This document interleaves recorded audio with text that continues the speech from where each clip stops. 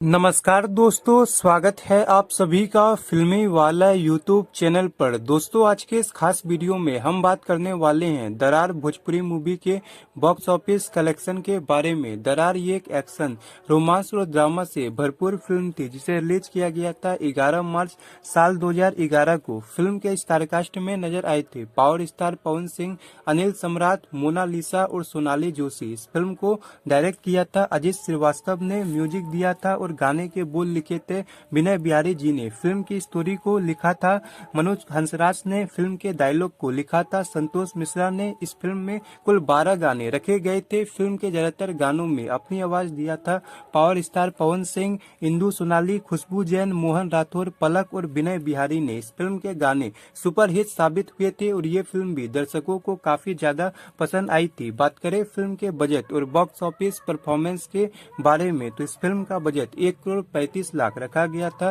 और इस फिल्म ने बॉक्स ऑफिस पर 7,12,00,000 की कमाई किया था और यह फिल्म बॉक्स ऑफिस पर सुपरहिट रही थी, साथ ही साथ थिएटर में 50 दिन तक चली थी। तो दोस्तों, ऐसी ही कुछ इंटरेस्टिंग जानकारी रेगुलर पाने के लिए लाइक, शेयर और सब्सक्राइब जरूर करें। धन्यवाद।